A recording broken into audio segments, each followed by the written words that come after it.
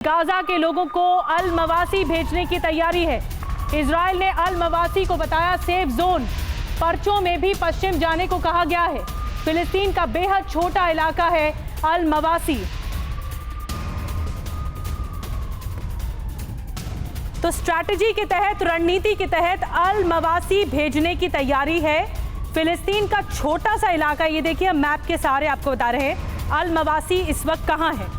Israel ने कहा है कि अल मवासी जाएं लोग,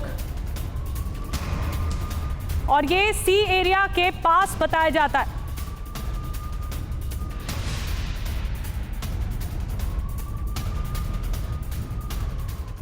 और आइए पहले आपको दिखा देते हैं और बता देते हैं कि आखिर ये अल मवासी इलाका कहां है और कैसा है। ये देखिए, ये मैप देख रहे हैं आप, ये इजराइल है और ये गाजा पट्टी है, जिसमें खान यूनिस इलाका जो दक्षिण गाजा की ओर है।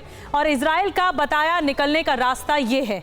ये जो रास्ता हम आपको बता रहे हैं, ये रास्ता है अल मवासी का। ये मिस्र कनेक्ट कर रहा है, इजराइल को कनेक्ट कर रहा है, और ये है इलाका अल मवासी का, जहां पर कहा गया है इजराइल की तरफ से कि यहां पर जाएं लोग। गाजा के लोगों का जो अगला ठिकाना होगा, क्या अब अल मवासी होगा? क्योंकि इजराइल ने संकेत दे दिए हैं। फिलिस्तीन का अल मवासी इलाका, आपको बता दें, ये जो इलाका है 2.5 × 4 किलोमीटर लंबा चौड़ा बताया जाता है। इजराइल ने अल मवासी इलाके को सुरक्षित इलाका, सेफ जोन कैटेगरी में रखा है। आईडीएफ ने भी संदेश में कहा है कि अल मवासी में गाजा के लोग सुरक्षित रहेंगे, सेफ रहेंगे। खान यूनिस के पास गिराई पर्चियों में पश्चिम की तरफ जाने को कहा गया है। जो ये वेस्टर्न इलाका है, इसकी तरफ जाने को कहा गया। हवाई हमले की चेतावनी देते हुए समंदर की तरफ जाने को भी कहा गया। ये समंदर की तरफ लगता हुआ इलाका है, इसीलिए भूमध्य सागर के पास, मिस्र की सीमा के पास है अल मवासी। ये मिस्र है और इसकी सीमा से लगा हुआ है अल मवासी एरिया, जो कि बताया जा रहा है पश्चिम में है। और ये इसी इलाके में जाने के लिए कहा गया है। इतने छोटे इलाकों में लोगों को बसाना बहुत बड़ी चुनौती भी होगा। तो क्या ये सेफ जोन है? और आईडीएफ की तरफ से तो कहा गया है। विपिन चौबे से ज्यादा जानकारी लेते हैं। विपिन, मिस्र से कनेक्टेड है ये इलाका, और इसीलिए आईडीएफ की तरफ से ये क्लियर कट बताया गया है कि अगर इस इलाके में लोग जाते हैं तो वो सुरक्षित होंगे, उन पर हमला नहीं होगा। देखिए, जिस इलाके का जिक्र आप कर रहे हैं, या फिर अल अहली इलाका जो है, वो भी खान यूनिस के पास पड़ता है।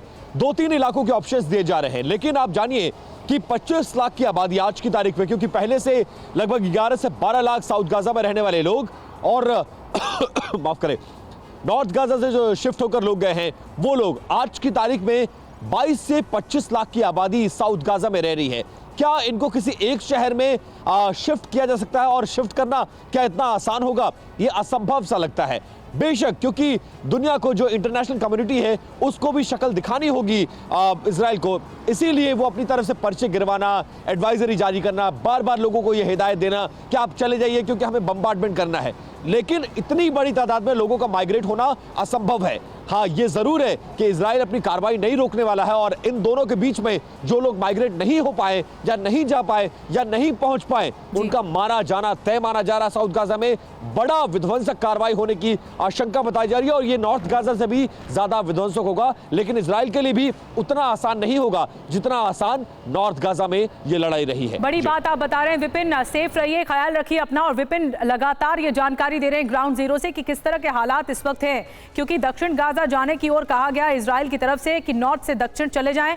नॉर्थ में और ऑपरेशन तेज होने वाला है, लेकिन दक्षिण पर भी इस बात के लिए खतरा मंडरा रहा है। और सेफ जोन अब बताया जा रहा है जो पश्चिमी इलाका है गाजा का।